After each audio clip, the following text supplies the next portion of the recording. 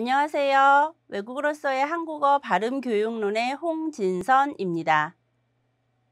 네, 이번 시간에는 발음 교육의 개념과 필요성에 대해서 함께 알아보도록 하겠습니다. 자, 발음 교육은 도대체 무슨 내용들을 가르치고 우리가 배워야 하는지 학습 주제를 통해서 먼저 알아보도록 하겠습니다. 첫 번째, 발음 교육이 무엇인가를 알 수 있다. 자, 발음 교육, 도대체 발음 교육이 무엇인가 개념을 한번 확인해 보는 주제이고요. 두 번째, 발음 교육이 필요한 이유를 이해할 수 있다입니다. 학습자가 한국어를 배울 때 왜 발음 교육을 배워야 하는지 궁금한데요. 이런 점도 반드시 가르치는 사람들은 꼭 알려주어야 하는 부분입니다. 세 번째, 표준 교육 과정을 바탕으로 발음 교육의 내용을 이해할 수 있다입니다. 자, 표준 발음 교육 과정이 있는데요. 그것을 바탕으로 발음 교육 어떤 내용들을 포함해서 가르쳐야 하는지를 이번 시간에 학습해 보도록 하겠습니다. 자, 우선 첫 번째 학습 주제인 발음 교육이 무엇인가를 알 수 있다. 자, 그럼 도대체 발음 교육이 무엇인가? 자, 개념을 확인해 봐야겠지요. 자, 발음 교육, 한국어의 음운, 음절, 운율, 음운 현상을 가르치는 것이 발음 교육입니다. 자, 그럼 한국어의 음운은 무엇인지, 음절은 무엇인지, 운율은 무엇인지, 음운 현상은 무엇인지를 먼저 알아봐야겠지요. 자, 음운이라고 하는 것은 여러분들께서 아주 쉽게 이해하실 때는 한국어의 자음과 모음을 음운이라고 개념 정리를 하시면 되시겠습니다. 자, 음운, 우리 한국어에서는 자음의 낱낱의 소리, 모음의 낱낱의 소리를 공부하는 것이 발음 교육입니다.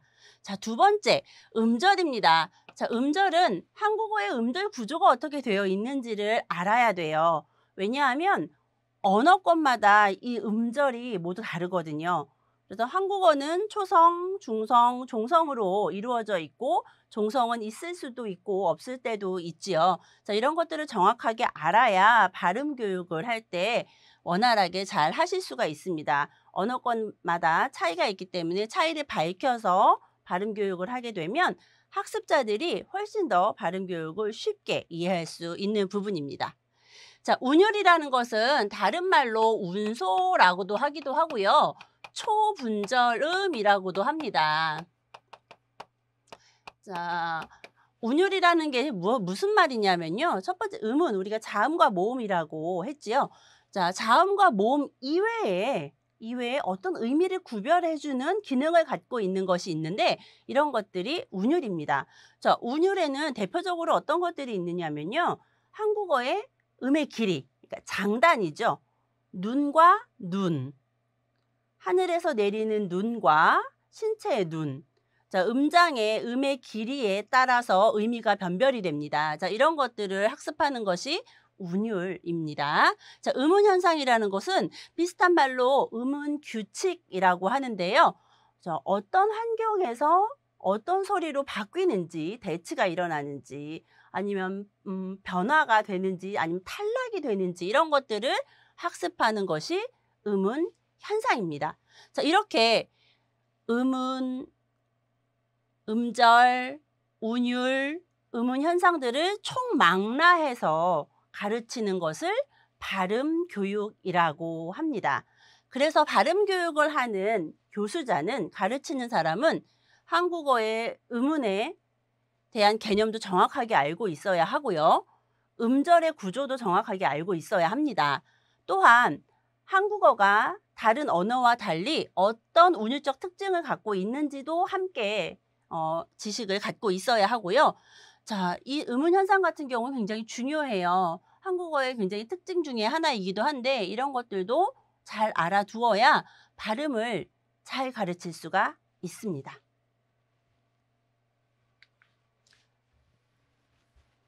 자, 그렇다면 두 번째 학습 주제인 발음 교육이 필요한 이유를 이해할 수 있다를 함께 학습해 보도록 하겠습니다.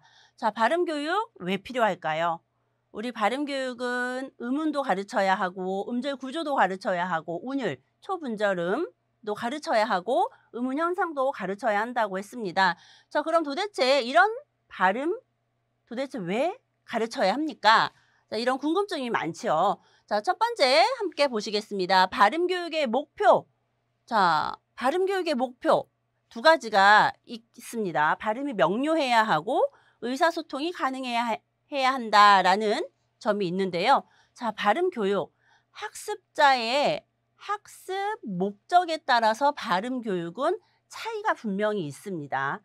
통역이나 통번역을 하는 학습자들 같은 경우에는 원어민 화자와 굉장히 가까운 발음, 원어민 화자 정도의 발음을 학습해야겠죠.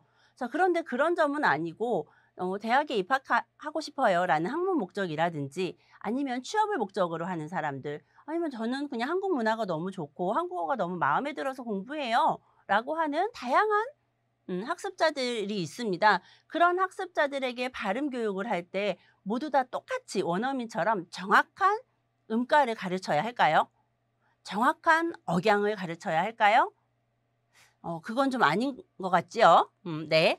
자, 그래서 발음 교육은요. 첫 번째, 학습자의 학습 목적에 따라서 분명히 달라야 합니다. 그럼에도 불구하고 공통적인 목적은 첫 번째, 발음이 명료해야 합니다. 왜 발음이 명료해야 할까요? 자, 우리도 영어나 아니면 다른 제2 외국어를 공부할 때 발음 굉장히 많이 신경을 써요. 왜요? 내가 이야기했는데 듣는 사람이 나의 말을 정확하게 이해하지 못했어요. 그러면 대화가 되지 않겠죠. 네, 그래서 어느 정도의 발음은 명료해야 돼요. 유창한 정도는 아니더라도 그 발음이 갖고 있는 원래의 음가는 발음을 해내야 됩니다. 그래서 발음은 명료해야 되는 것이 발음 교육의 목표이고요. 두 번째, 의사소통이 가능해야 합니다. 자, 발음이 명료해야 한다라는 건 하나의 단어가 아니면 하나의 글자, 낱낱의 글자가 정확하게 발음하는 것을 중요하게 생각하는 것이라면은 의사소통은 단어에서 조금 더 길어져서 문장 단위로 또는 담화 단위로 갔을 때 의사소통이 어느 정도 가능해야 한다는 거예요. 왜냐하면 내가 한 이야기를 다른 사람이 듣고 이해하지 못했거나 아니면 내가 한 발음을 잘못 오해해서 다른 대답으로 응답을 했을 경우에는 의사소통이 분명히 어렵겠지요. 자, 의사소통이 안 돼요. 그러면 한국어를 배우는 외국인들은 의사소통이 안 되면 한국어를 더 배우고 싶을까요? 흥미가 없어져요. 한국어에 대한 흥미가 없어지기 때문에 의사소통이 중요할 정도로 의사소통이 가능할 정도의 발음은 해야 합니다. 그렇기 때문에 발음 교육을 하는 교수자는 가르치는 사람은 외국인 학습자들에게 한국어를 외국어로 배우는 학습자들에게 어느 정도의 음가 발음은 정확하게 그리고 문장 단위 이상에서는 의사소통이 가능할 정도의 억양이라든지 강세라든지 네, 이런 것들을 함께 가르쳐야 합니다. 자, 왜 발음 교육을 해야 할까요? 한국어를 좀 더 재미있게 공부해서 한국어의 실력 향상이 높아지는 것이 네, 최종 목표이겠지요. 네. 자, 다음은 발음 교육의 중요성에 대해서 한번 알아보도록 하겠습니다. 한국어 발음 교육 다른 언어와 달리 굉장히 중요합니다. 왜 그럴까요? 자, 우리 첫 번째 한번 보시면은 한국어는 소리와 글자가 대응합니다 라고 되어 있습니다. 소리, 글자, 무슨 말일까요? 네, 맞습니다. 한국어의 이 소리는요, 글자를 표현할 수 있습니다. 자, 소리 나는 대로 적대라는 표준어 규정이 있지요. 자, 한국어는 소리와 글자가 대응합니다. 다시 말해서 이렇게 쓰면 가라고 소리가 나요. 그렇죠? 가라고 소리가 나고 가는 기역과 아가 결합이 돼서 가라는 소리가 나고 이 가는 고라는 의미를 갖고 있습니다. 그렇죠? 가, 집에 가라고 할 때 이 가, 소리와 글자가 대응을 이루고 있어요. 그래서 소리의 글자를 정확하게 소리를 내지 못하면은 다른 의미가 돼버려요. 만약에 이 소리를 이 소리가 아닌 소리로 한다면은 얘는 가가 아니라 이렇게 써야겠죠. 카. 그쵸? 그러면 이 소리와 이 소리는 당연히 의미가 달라져요.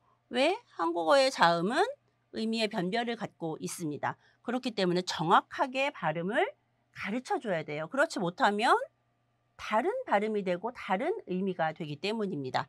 한국어는 소리와 글자가 대응을 이루는 굉장히 특별한 언어 중에 하나입니다. 자, 두 번째, 잘못된 발음은 잘못된 표기. 잘못된 발음은 잘못된 표기. 내가 원하는 건 가였는데 라는 소리를 정확하게 내지 못했어요. 그래서 크라는 소리를 냈단 말이에요. 그러면 들리는 대로 쓸 때 내가 의도한 건 가였지만 라고 듣고 카라고 적었어요. 그럼 잘못된 표기가 됩니다. 잘못된 표기가 되면 당연히 의사소통에 방해가 있겠지요. 무슨 말인지 정확하게 의도를 전달할 수가 없게 돼요. 그렇기 때문에 발음 교육은요. 특히 한국어는 소리, 글자이기 때문에 소리 글자입니다. 소리가 나는 대로 표기할 수 있어요. 그렇기 때문에 발음 교육을 할 때 글자의 소리, 글자 모양의 소리 하나하나를 굉장히 중요하게 가르쳐야 하는 것입니다. 왜? 의사소통에 방해를 받지 않기 위해서입니다. 자, 다음은 표준 교육 과정을 바탕으로 발음 교육의 내용을 이해할 수 있다라는 학습 주제 맞는 내용을 공부해 보도록 하겠습니다. 자, 첫 번째 표준 교육 과정에서 발음 교육의 원리 및 발음 교육의 순서를 어떻게 제시하고 있는지 함께 알아보도록 하겠습니다. 자, 첫 번째 발음 교육의 방법, 발음 교육의 원리 중에서 발음 교육의 방법입니다. 첫 번째, 학습자 및 오류 발음에 따라서 발음 교육은 달라집니다. 두 번째, 교수자의 발음을 따라 익히는 것이 발음 교육의 방법 중에 하나이고요. 세 번째, 여러 도구를 활용을 합니다. 자, 첫 번째, 학습자 및 오류 발음에 따라서 다르다. 무슨 이야기일까요? 학습자. 자, 학습자라고 하는 것은요, 조금 더 구체적으로 이야기를 하자면 학습자 분명히 한국어를 배우는 학생들을 이야기하는 거겠죠. 자, 그런데 학습자는요, 크게 언어권에 따라서 오류의 양상이 조금 달라집니다. 우리나라는 한국어의 경우에는 기역, 키읔, 쌍기역이 모두 있다고 우리는 알고 있죠. 그리고 실제적으로 있고요. 그렇죠? 자, 이 세 개의 음가, 네, 음운의 소리가 모두 정확하게 납니다. 그런데 나라마다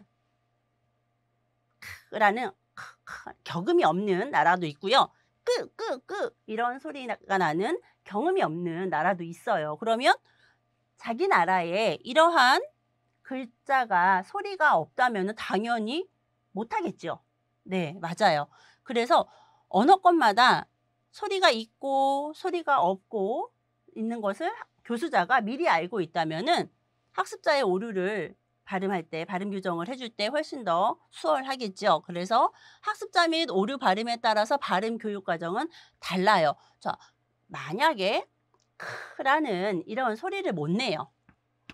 이렇게 이런 격음, 거센 소리를 못 내요. 그래서 이런 소리가 없는 언어가 있다고 한다면 이런 언어가 없는, 이런 소리가 없는 언어권에서 온 학습자들에게는 이러한 발음들을 어떻게 가르쳐야 할까요? 이 발음은 이렇게 하면 이런 소리가 나라는 걸 알려줘야 돼요. 만약에 이 소리가 없는 학습자들에게 이 소리가 없어서 태어나서 한 번도 이런 소리를 내보지 못한 학습자들에게 아무리 교수자가 내 발음을 듣고 따라해봐 라고 이야기하더라도 당연히 소리를 낼 수가 없어요. 그러면 이 소리를 내는 방법에 대해서 알려줘야 되겠죠? 네. 그 다음 두 번째, 교수자의 발음을 따라 익혀야 합니다. 그렇기 때문에 교수자는요, 매우 정확한 발음을 해내야 합니다. 자, 어렵죠? 한국 사람이라고 해서 모두 다 표준 발음을 하는 건 아니잖아요. 교수자의 발음을 따라 익힐 때는요, 교수자는 정확한 발음을 해야 합니다. 물론 교수자의 발음을 따라할 때 정확한 발음은 그 음의 음가의 하나하나를 정확하게 발음을 하는 것도 필요하죠. 네, 그래서 음운의 소리, 그러니까 자음과 모음의 음운의 소리를 정확하게 발음을 하는 게 굉장히 중요합니다. 또 하나, 소리 낱낱이 한 글자 글자를 발음을 하는 것도 중요하지만 두 번째, 문장, 뭐 단어 이상의 어떤 문장, 그래서 뭐 연음 규칙이라든지 아니면 탈락이라든지 아니면 소리의 음가가 변이음으로 바뀌는 이런 것들도 자연스럽게 교수자가 알려주어야 합니다. 그렇기 때문에 교수자의 발음을 따라 익히는 거 굉장히 좋은 방법이에요. 사실 여러 가지 도구를 사용할 수 없는 경우들이 많거든요. 그럴 때 가장 좋은 재료는 교수자의 목소리고 교수자의 조음의 방법, 그 소리가 어떻게 나는지에 대한 방법을 잘 들려주고 그 다음에 따라 읽게 해주고 피드백을 주는 것이 굉장히 중요합니다. 자, 세 번째, 여러 도구를 활용해야 돼요. 여러 도구 도대체 무엇이 있을까요? 여러 도구를 활용한다고 했는데 여러 도구라는 건 도대체 무엇인가요? 발음을 할 때 여러 도구. 자, 첫 번째, 학습자의 오류 발음들이 있다고 했어요. 학습자의 오류 발음들은 보통 혀의 위치를 어디다 두어야 하는지를 잘 모르는 경우가 많아요. 그럴 경우에는 마음 같아서는 혀를 딱 잡아서 요 위치에 올려놓으세요 라고 해서 알려주고 싶지만 그럴 수 없잖아요. 그럴 경우에는 교수자가 자신의 입 안의 구조가 어떻게 되어 있는지를 그림으로 제시하는 방법도 있겠지요. 그림이나 사진, 이런 동영상 자료와 같은 시각 자료를 활용하는 방법도 하나 있고요. 자, 그 다음 그림이나 시각 자료를 아무리 보여줘도 선생님이 하는 발음을 저는 그대로 따라했는데 왜 자꾸 틀리다고 해요? 라고 말하는 학습자들이 있어요. 자, 그럼 그런 학습자들에게 좋은 것은요, 자신의 입 모양이라든지 내 혀의 위치를 직접 볼 수 있는 뭐 거울도 좋고요.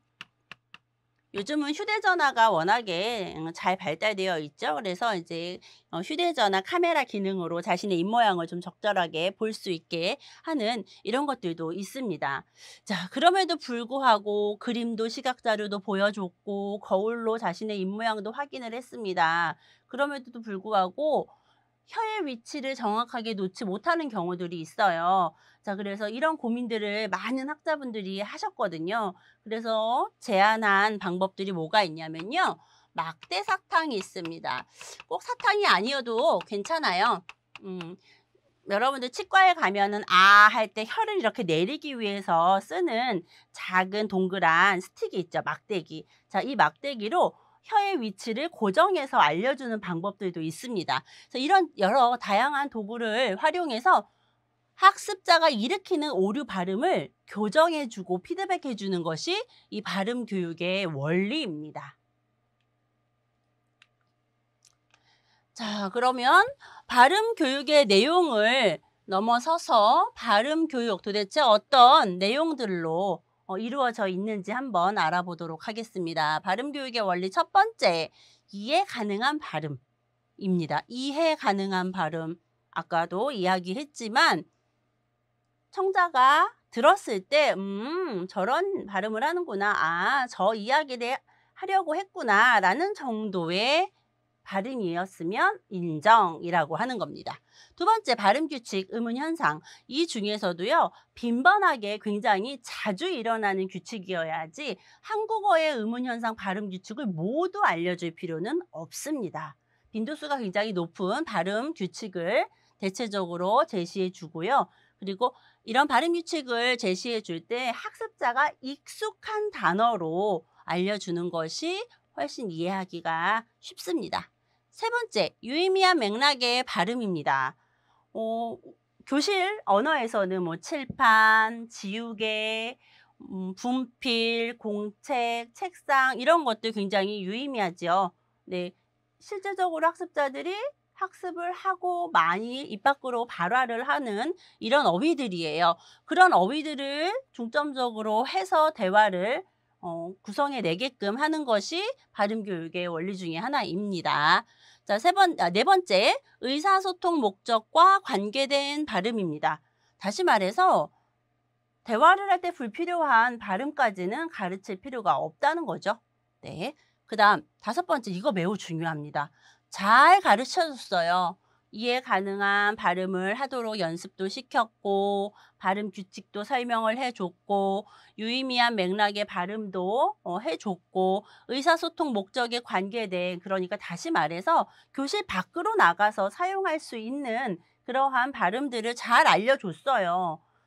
여기까지는 교수자가 정보를 전달하는 부분입니다. 잘 알려줬는데 틀린 오류 부분을 피드백하지 않아요. 그러면 이 학습자는 이렇게 했지만 유창하거나 더 정확한 발음을 해낼 수가 없어요. 때로는 오류가 발생을 했을 때 오류를 즉각적으로 교정해주지 못했다면은 그 학습자는 잘못된 발음이 굳어져 버려요. 발음이 화석화가 되는 거죠. 오류 발음이 화석화가 되는 거예요. 그래서 피드백은 정말 중요합니다. 사실 발음 교육에서 이해 가능한 발음도 중요하고 발음 규칙도 중요하고 유의미한 맥락의 발음이나 의사소통 목적에 관계된 발음도 매우 중요합니다. 다 중요한 내용이지만 가장 중요한 것은요, 피드백입니다. 잘못된 것은 정확하게 다시 교정을 해주고 잘된 것은 칭찬을 통해서 훨씬 더 유창한 발음을 할 수 있게, 원어민과 같은 발음을 할 수 있게 하는 것이 네, 의사소통 신장에 한국어를 학습하려고 하는 흥미를, 의욕을 갖게 하는데 굉장히 중요한 부분입니다. 자, 피드백 얼만큼 잘, 그 다음에 얼만큼 잘 이해하기 쉽게 하는지도 교수자의 몫입니다. 여섯 번째, 반복적인 발음을 가르쳐 줘야 돼요. 그러니까 익숙하지 않은 발음이라든지 한국인조차도 한 번도 살면서 해보지 않을 것 같은 이런 발음들, 네, 중요하지 않습니다. 반복적으로 많이 사용하는 이러한 발음들이 발음 교육의 원리입니다. 자, 그럼 앞으로는 발음 교육의 원리 이 6가지를 좀 더 구체적으로 알아보도록 하겠습니다. 자, 발음교육의 원리 첫 번째, 이해 가능한 발음입니다. 이해 가능한 발음이라는 거는 원어민 화자 정도의 발음이 아니라 원어민이 들었을 때, 아, 저 정도, 아, 저런 이야기를 하려고 했구나 라는 것들을 그 정도의 발음만 하면은 인정한다는 거죠. 자, 모국어 화자가 이해할 수 있는 수준이에요. 이해할 수 있는 수준. 응? 뭐라고? 잘 이해하지 못했어. 이게 아니라 이해했어. 그 정도면은 내가 충분히 이해할 수 있을 정도의 발음이야 라고 할 정도로 네, 발음을 가르치면 되는 거죠. 자, 모국어 화자와 같은 발음을 구사하기에는 매우 어렵지요. 원어민 화자처럼 한다라고 하는 거는 굉장히 어렵습니다.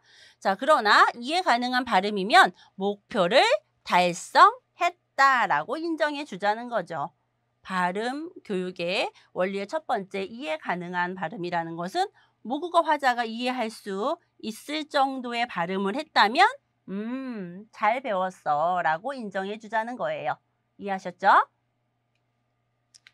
자, 다음은 발음 교육의 원리 두 번째, 발음 규칙입니다. 학습자가 이해하기 쉽고 활용하기 쉬운 발음 규칙을 먼저 알려주면 돼요. 예를 들어서 학습자들이 한국어를 공부할 때 자, 이런 단어를 만약에 공부한다고 합시다. 굉장히 처음서부터 노출이 되는 단어입니다. 한국어. 자, 이것을 음가 하나하나, 네, 음운을 하나하나 발음을 한다면은 한, 국, 이렇게 발음해야 해요. 그런데 우리는 한국 사람들에게 한국어를 발음하라고 하면 어떻게 발음하나요? 그렇죠? 어떻게 발음해요? 그렇죠? 달라져요. 여기가 니은이 아니라 뭘로 바뀌어질까요?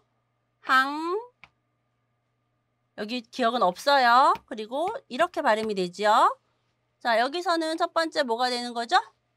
동화 현상이 일어났어요. 자, 니은의 영향으로 기억의 같은 위치에 있는 비음으로 바뀌었어요. 비음화로 됐죠. 비음동화로 됐어요. 그 다음 기억이 뒤로 넘어갔지요. 이것을 뭐라고 해요? 연음 현상이라고 합니다. 연음화라고 합니다. 자, 이렇게 굉장히 많이 일어나요. 한국어라는 단어를 발음할 때 한국어, 한국, 한국 사람 굉장히 노출이 많이 되는 단어들이죠. 자, 이렇게 노출이 많이 되는 단어들 중에서 한국어를 공부할 때 한국어 학습자들이 이해하기 쉽고, 자, 쉬워요. 자, 니은하고 기억이 만나면 요 니은이 이응으로 소리가 바뀌어요 라는 이런 규칙들을 알려주시면 됩니다. 이렇게 왜 자주 나오고요. 자주 보는. 그 다음에 외국인 학습자들이 한국어를 배우는 외국인 학습자들이 굉장히 자주 사용하는 이런 단어나 의문 현상들을 기준으로 발음 규칙을 먼저 알려주는 것이 좋습니다. 잘 사용하지 않는 이러한 표현들을 알려주게 되면요. 학습자들은 그것을 모두 다 암기해야 하고요. 공부해야 한다고 생각해요. 자, 내가 배웠는데 입 밖으로 잘 내지 못해요. 활용이 별로 안 돼요. 그렇다면 학습자들은 재미가 없게 돼요. 배우는 양은 굉장히 많은데 내가 할 수 있는 말이 별로 없어지니까 발음 규칙은 의문 현상 같은 경우에는요. 학습자가 이해하기도 물론 쉬워야 돼요. 이해하기 쉽다라는 거는 굉장히 빈도가 높은 어휘나 아니면 의문 현상들을 정리해서 먼저 알려주는 게 좋고요. 더 가장 중요한 것은 활용하기가 쉬워야 돼요. 그러니까 많이 사용해야 돼요. 배운 내용을 사용하지 못하면 흥미가 없어지기 때문에 학습자들로 하여금 의문 규칙은 이해하기도 쉽고 사용하기도 많이 활용할 수 있는 그런 것들을 중점적으로 발음 교육 중에서 발음 규칙에서 학습해야 하는 내용입니다. 다음은 유의미한 맥락의 발음입니다. 유의미한 맥락의 발음. 자, 목표 발음이 포함된 자연스러운 맥락을 제시해줘요. 자, 조금 전에 예문을 들었었던 한국이라는 의문 현상. 니은과 기억이 만났을 때 니은은 기억의 위치와 가까이 있는 비음인 이응으로 바뀝니다. 라는 이런 목표 발음이 있습니다. 자, 그럼 이것을 한국 단어로만 가르칠 것이 아니고요. 이 단어가 들어있는 자연스러운 맥락을 제시하면 됩니다. 네. 어떤 것들이 있을까요? 어디에서 왔어요? 한국에서 왔어요. 어느 나라 사람이에요? 한국 사람이에요. 자, 이러한 맥락을 자연스럽게 제시해줘서 내가 저렇게 목표하는 발음을 이런 문장에서 사용하는구나 라는 것을 학습자들이 아는 거죠. 한국이라는 단어를 한국 발음을 잘 배웠어요. 그런데 도대체 이 단어는 언제 쓰는 거야? 어떻게 쓰는 거야? 라고 모르면은 단어는 정확하게 음가를 하고 있지만 어디서 써야 하는지를 잘 모르니까 학습자들에게는 흥미가 좀 떨어지겠죠. 그래서 목표하는 발음이 포함된 어느 나라 사람이에요? 한국 사람이에요. 자, 이렇게 자연스러운 맥락을 함께 알려주면 학습자들이 훨씬 더 흥미롭게 한국어를 배울 수 있겠죠? 다음, 발음교육의 원리 네 번째입니다. 의사소통 목적과 관계된 발음이에요. 자, 조금 전에 배웠었던 유의미한 맥락을 제시해줘야 하는 것과 연결돼서 함께 이해하시면 조금 더 이야기가 수월하실 거예요. 의사소통 목적과 관계된 발음이라는 것은 한국이라는 것을 배웠습니다. 한국이라고 배웠어요. 잘 배워서 자, 이런 걸 어디에서 쓴다고 했죠? 어느 나라 사람이에요? 한국 사람이에요? 어디에서 왔어요? 한국에서 왔어요. 라는 것을 유의미하게 제시를 해줬어요. 그럼 학습자들은 이것을 교실 밖에서, 그죠?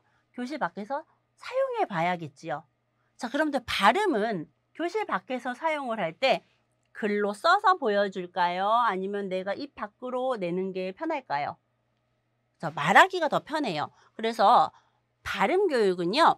말하기 듣기와 굉장히 밀접하게 교수가 되어 있어요. 자, 우리 발음 교육할 때 발음 교육의 목표 뭐라고 했죠? 의사소통이 돼야 한다고 했죠. 물론 의사소통, 글을 쓰고 글을 읽고 하는 것도 의사소통이 되지만 기본적으로 의사소통은 말하기. 입 밖으로 소리가 나가서 듣는 사람이 그것을 이해하고 적절한 응답을 하는 그 행위.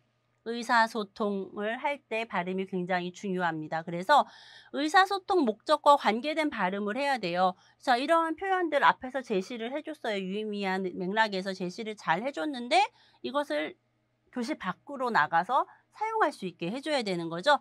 그래서 어떻게 발음을 해야 하는지, 정확하게 발음을 해야 하는지, 어떤 상황에서 발음을 해야 하는지 이렇게 말하기 듣기와 밀접하게 같이 가르쳐 주면서 교실 밖에 실제 상황에서 자연스럽게 발음을 할 수 있도록 하는 것이 중요합니다. 의사소통 목적과 관계된 발음이기 때문에 의사소통, 자, 교실 밖으로 나가서 이야기를 해야 되겠지요. 언제부터 한국어를 공부했어요? 라고 질문을 하면 1년 전부터 한국어를 공부했어요. 친구하고 교실 밖 상황에서 이러한 목표 발음을 배운 다음에 사용할 수 있게 하는 것이 발음교육의 원리의 4번째입니다. 자, 발음교육의 원리에 6가지 중에서 제가 가장 중요하다고 강조했었던 발음교육의 원리가 피드백입니다. 교수자의 피드백입니다. 자, 학습자의 언어권과 수준 등에 따라서 피드백의 방법과 강력의 정도는 좀 달라요. 자, 그렇긴 하지만 피드백 굉장히 중요합니다. 이 피드백 정확하게 해주지 못하면은 학습자들 발음이 화석화가 됩니다. 굉장히 어려워져요. 초급에서 발음을 잘 가르쳤는데 이 학습자는 피드백을 제대로 받지 못해서 잘못된 발음을 계속하고 있어요. 자, 그런 학습자가 5급, 6급의 고급 단계까지 왔다면은 다시 발음을 바꾸기가 쉬울까요?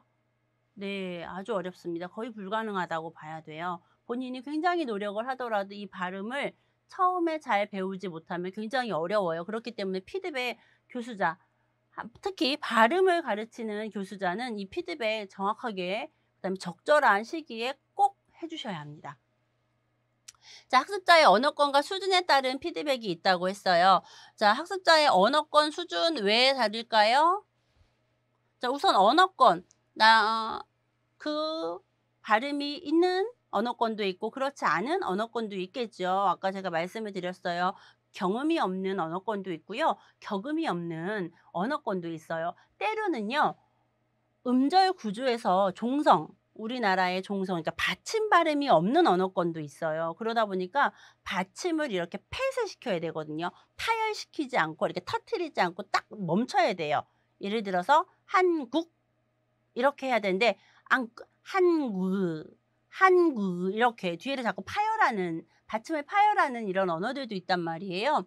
학습자의 언어권을 잘 알고 저 학습자가 받침 발음을 잘 못해요 라고 한다면은 저 학습자의 언어는 모국어에는 받침 발음이 없구나 라는 것을 알고 그것을 탁 터뜨리지 못하게 멈추는, 불파하지 못하게 하는 것을 알려줘야 되죠. 그렇기 때문에 교수자는 학습자의 언어권을 굉장히 발음 교육을 하기 전에 반드시 알아두어야 하는 굉장히 중요한 내용 중에 하나입니다. 자, 다음은 수준이에요. 학습자의 수준. 이 학습자의 수준이라는 건 언어를 얼마큼 빨리 받아들이는지 이 정도가 아니라요. 한국어 수준이 어느 정도이냐라는 거예요. 뭐 크게는 초급 1급과 2급, 3급과 4급의 중급, 5급과 6급의 고급으로 나뉘는데 초급인 학습자들에게는 교사 피드백이 중점적으로 어떻게 돼야 되냐면 교수자의 발음을 듣고 따라하도록 하는 것이 중요합니다. 듣고 따라하세요. 듣고 따라하세요. 자, 그런데 듣고 따라하는 건 초급 학습자들에게는 매우 적절한 피드백 방법 중에 하나입니다. 자, 그런데 중급이나 고급 학습자들에게 교수자의 발음을 계속 따라하게 한다면은 좋아할까요? 재미있을까요? 네, 흥미가 별로 없어져요. 그렇기 때문에 학습자의 한국어 수준에 따라서 네, 피드백하는 방법도 모두 달라져야 돼요. 자, 중국어 학습자들은 음가를 정확하게 발음을 하는, 대체적으로 잘 발음을 해요. 초급 학습자들은 이제 낱낱 글자 한 개 한 개의 음운을 정확하게 발음하려는 연습을 많이 하는데, 중고급 학습자들은 단문, 짧은 문장이라든지 아니면 좀 긴 문장, 3문장, 5문장 정도가 되는 한 단락을 한 번에 읽어낼 때 차이가 조금 있습니다. 자, 그러면 초급 학습자들은 음가 하나하나를 정확하게 발음하는 연습을 피드백으로 많이 준다면은 중고급 학습자들에게는 어떤 교육 방법이 있을까요? 어떤 피드백 방법이 있을까요? 네, 여기에서는 소리를 조금 올렸다가 여기에서는 좀 낮추고 좀 길게 소리를 냈다가 짧게 소리를 내고 하는 여러 가지 이렇게 초분절음, 그러니까 운소, 운율에 대한 발음 교육이 적절히 같이 이루어지면 흥미롭습니다. 음가 교육과 함께 음가 이외의 다른 발음 교육 방법을 함께 해주면 학습자들이 굉장히 흥미롭게 발음을 잘 받아들이고 피드백을 잘 받아들이고 잘 고치게 됩니다. 자, 그러면 이렇게 학습자의 언어권이나 수준 등에 따라서 피드백을 여러 가지로 하는 방법들이 있어요. 이 모두 다 교사가 중점적으로 피드백을 해주기도 하지만 교사의 피드백 같은 경우에는 어떤 것들이 있을까요? 어떤 단계에서 적절할까요? 초급 단계에서 적절해요. 교수자가 학생 한 명 한 명 개개인의 발음을 정확하게 교정해주는 피드백 하는 단계는 초급 단계에서 대체적으로 교사의 피드백이 중점적이 됩니다. 물론 중급이나 고급 단계에서도 교사 피드백은 반드시 필요해요. 그러나 그 비중은 좀 더 적어진다는 거죠. 자, 두 번째가 동료 피드백이에요. 다시 말해서 친구가 서로 봐주는 거예요. 두 사람이 짝 활동을 하게 만들어서 똑같은 문장을 서로 발음을 해서 잘하는지 못하는지를 훨씬 서로 확인하게 해주면은 훨씬 교육적 효과가 좀 높습니다. 왜냐하면 교수자는 원어민이에요. 원어민이 바라볼 때의 기준과 학습자들 서로가 바라보는 기준이 조금 더 다르죠. 아무래도 원어민이 바라보는 기준에서는 정확한 음가를 원어민 수준의 정도로 자꾸 요구를 하게 돼요. 그렇게 하지 말아야지 하면서도 그렇게 되는데, 동료 피드백 같은 경우에는 같은 언어권이나 다른 언어권이나 같은 수준에서의 발음을 연습하다 보니까 내가 이해했으면 됐어 정도로 우리가 생각하는 발음 교육 목표에 좀 더 부합되는 피드백이 일어날 수가 있어요. 자, 그리고 동료 피드백이 되면은요, 같은 수준의 학습자들이 내 발음을 보고 평가를 했을 때 이 발음이 잘못됐다고 평가했어 라고 하면 이 학습을 같이 하는 학습자들이 서로 경쟁의식이 생겨서 발음이 조금 더 수월하게 빨리 고쳐지는 그런 결과도 있습니다. 재밌죠? 네. 자, 세 번째, 이게 가장 중요해요, 사실은.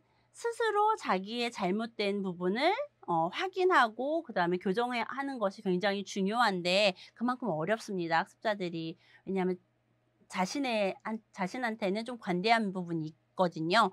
그래서 자기 관찰 및 수정 같은 경우에는 스스로의 발음이 정확한지 어떤지를 점검해 보는 건데 이게 좀 어려워요. 왜냐하면 어떻게 해야 되는지 잘 몰라 해요.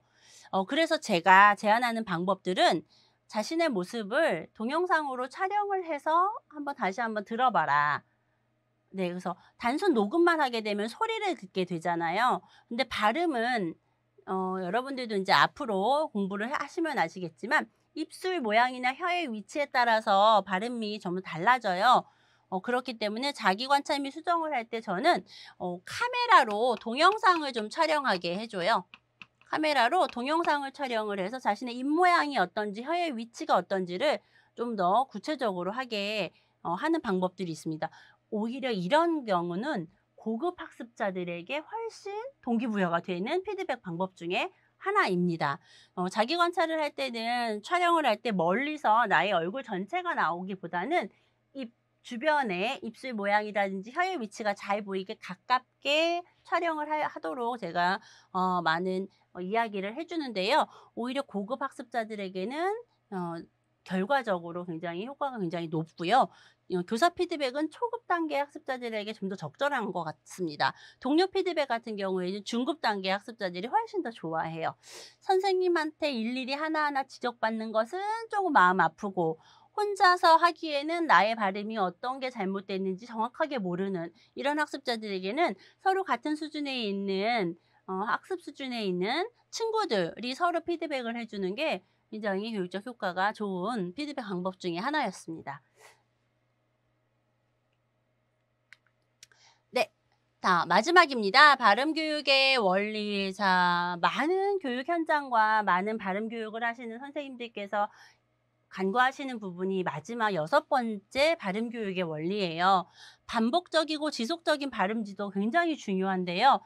한국 교육 현장에서도 발음 교육을 어느 단계까지 하느냐면 일반적으로 요 초급 단계까지 많이 해요. 초급에서는 발음이 굉장히 중요해요. 음가 하나하나, 그러니까 음은 자음과 모음의 소리 하나하나가 굉장히 중요하기 때문에 초급의 첫 번째, 거의 시작과 동시에 한국어를 처음 배우는 학습자들이 10시간이나 20시간 정도의 시간을 할애해서 발음을 굉장히 중점적으로 배워요. 자, 중점적으로 배운 다음에는 발음 교육에 할애되는 시간이 아주 줄어들어요.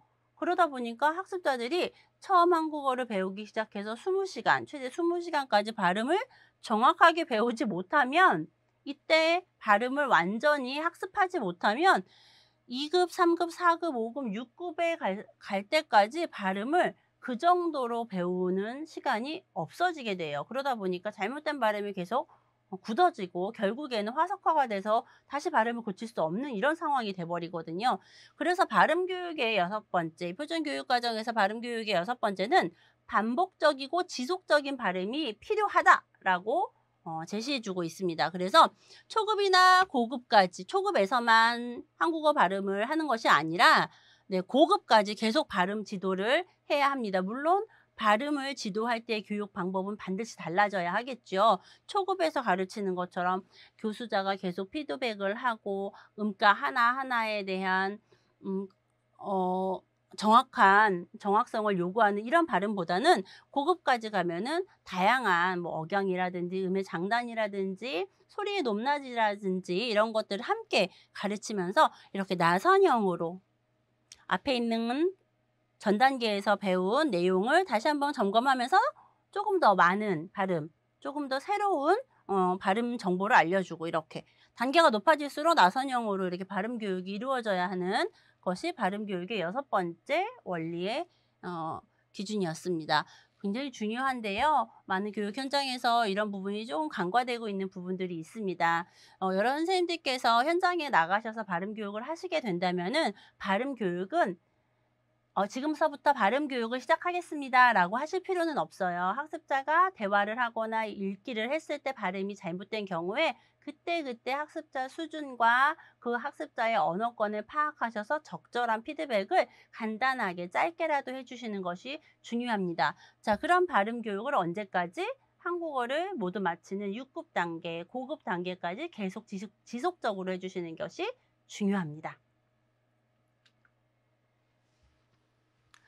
자, 발음 교육의 원리에 대해서 학습해 봤고요. 다음은 발음 교육의 내용을 간단하게 한번 확인해 보겠습니다. 발음 교육의 원리를 설명하면서도 제가 계속 말씀드렸었던 것처럼 발음 교육의 내용은 음운, 자음과 모음, 분절음이라고도 합니다. 이런 음운의 소리를 그대로 반드시 꼭 정확하게 알려주셔야 하고요. 두 번째, 음운 현상, 음운 규칙이라고도 하지요. 빈번하게 많이 일어나는 빈도가 높은 음운 현상들을 중점적으로 발음 교육의 내용 안에 포함이 되어 있고요. 세 번째는 운율, 다른 말로 초분절음.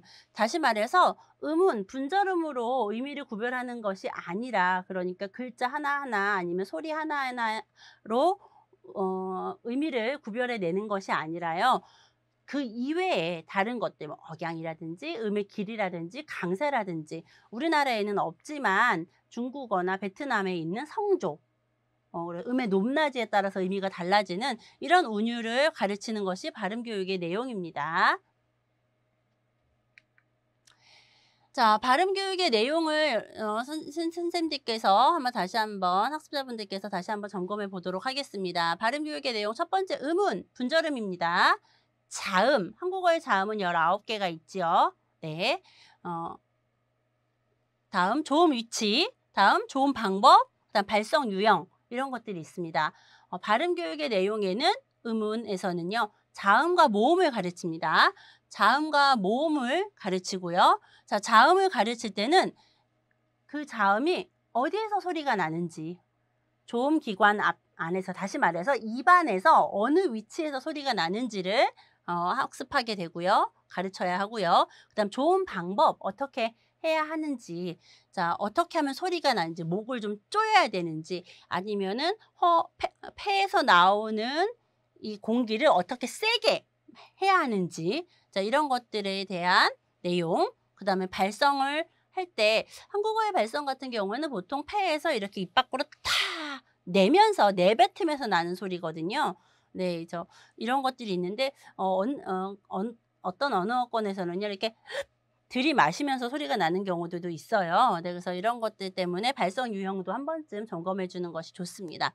자, 모음은 네, 단모음과 이중모음. 단모음은 입술이 처음 발음이 날 때 입술의 모양이나 혀의 위치가 처음과 소리가 마지막까지 나는 끝까지 한 번도 변하지 않는 것을 단모음이라고 하고요. 그래서 뭐 단수모음이라고도 합니다.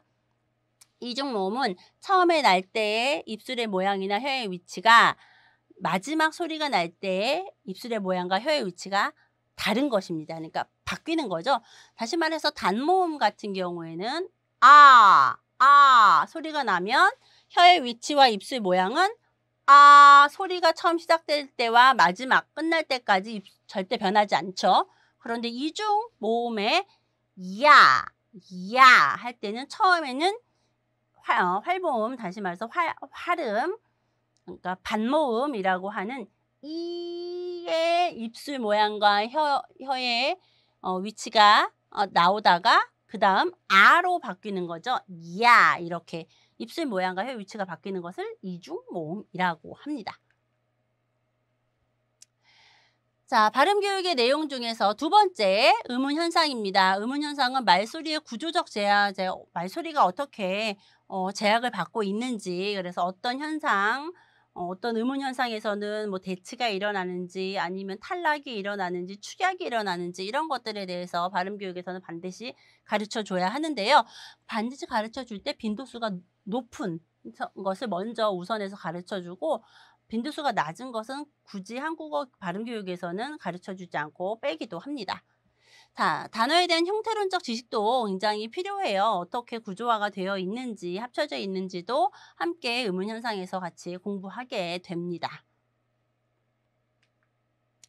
자, 발음 교육의 세 번째 운율, 운소, 초분절음이라고 했고요. 굉장히 많아요. 억양도 있고 장단도 있고, 억양은 이제 뭐 의문문, 그러니까 뒷말을 올린다든지 아니면 평서문 뒷말을 평평하게 내린다든지 아니면 청유를 한다든지, 그러니까 권유나 제안을 할 때 여러 가지 억양들이 있죠. 그래서 집에 가? 집에 가자. 집에 갑니다. 이렇게 여러 가지 억양들이 있어요. 자, 이런 억양들도 발음 교육에서 필요합니다. 자, 그다음에 장단, 음의 길이에요. 소리가 한 단어에서 길고 짧을 때, 네, 길고 짧을 때도 있고요. 물론 단어에서 길고 짧을 때뿐만 아니라 문장에서 말하는 사람이 의도적으로 좀 강조하고 싶을 때도 길게 발음을 하기도 하거든요. 그래서 이런 것들 발음 교육에서 필요해요. 억양과 장단 같은 경우에는 한국어에 있는 초분절 다시 말해서 운율의 종류이어서 두 개만 해줬고요. 다른 나라의 언어에는 이제 강세, 뭐 악센트라는 것들이 있죠. 그 다음에 중국어, 베트남어에서 가지고 있는 성조 이런 것들도 운율로 자리 잡고 있는데, 한국어에서는 불필요하기 때문에 억양이나 장단 두 개를 공부하는데요. 그중에서 억양에 중점적으로 발음 교육은 이루어집니다. 왜냐하면 한국어는 장단이 이제 거의 사라지고 없어요. 네, 그래서 장단은 네, 발음 교육에서 다른 의미로 여러 가지 기능을 하는 의미로 교육을 하게 됩니다. 자, 그럼 발음 교육의 원리 중에서 발음 교육의 순서에 대해서 한번 알아보도록 하겠습니다. 자, 발음 교육의 순서는 두 가지로 나눠져 있어요. 상향식 접근법과 하향식 접근법의 법으로 나눠져 있습니다. 상향식 접근법이라는 건 무엇이냐면요. 작은 거서부터 큰 거로 가르치는 것이 상향식 접근법이에요. 사실 아주 쉽게 이야기하면 초급 학습자들에게는 오히려 이게 더 나을 수도 있어요. 음가 하나하나, 음운의 소리를 하나하나 가르친 다음에 단어를 가르치고, 단어가 포함되어 있는 구를 가르치고, 구가 포함되어 있는 문장을 가르치고, 문장이 포함되어 있는 담화 맥락을 가르치는 거예요. 이게 상향식 접근법이에요. 작은 것서부터 큰 단위로 키우면서 가르치는 것이 상향식 접근법입니다. 그럼 하향식 접근법은 반대겠죠? 담화 맥락에서 목표, 표현이 들어가 있는 담화 맥락을 먼저 읽게 하고 여기에서 이 단어는 이러한 의문 현상을 갖고 있는 발음이야 라고 알려주는 것이 하향식 접근법입니다. 이해하셨나요? 자, 상향식 접근법에 대해서 조금 더 구체적으로 한번 알아보도록 하겠습니다. 음이에요. 소리 하나예요. 이런 소리라든지 이런 소리라든지 음을 하나하나씩 배우게 돼요. 자, 그 다음에 이 음이 포함되어 있는 음절이 이루어져요. 다시 말해서 라는 단어가 아니라 음을 공부했다고 합시다. 그 다음에 음절은 아가 포함이 되어 있는 하나의 단어나 음절을 한번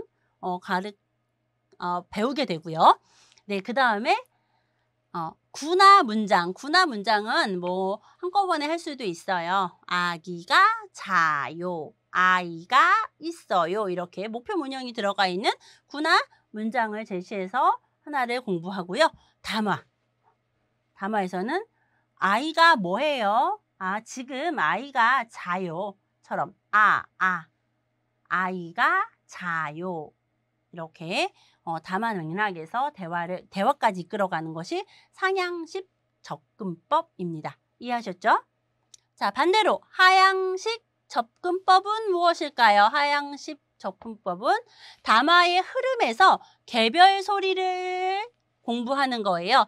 저는 한국어를 공부해요 라고 했을 때 여기에서의 발음 교육을 한번 확인해 볼까요? 발음을 한번 확인해 볼까요? 이 문장에서 이 문장을 제시한 발음의 목표는 니은과 기억이 만나면 요것이 이응으로 바뀌어요 라는 거라고, 이게 학습 목표라고, 발음 목표라고 봅시다. 그러면 첫 번째 담화 흐름에서 저는 한국어를 공부해요 라고 해서 한국어를 공부해요 라는 서로 대화가 이루어집니다. 담화의 이 흐름에서 한국어라고 해놓고 이 한국어는 발음할 때는 한국어, 쓸 때는 한국어, 근데 발음할 때는 한국어 이렇게 바뀐다는 것을 알려주는 거예요. 그러니까 상향식 접근법과는 반대죠. 이해하셨나요? 자, 이렇게 오늘은 한국어의 발음의 개념과 필요성, 그 다음에 원리와 발음 제시 순서에 대해서 학습해 보았습니다.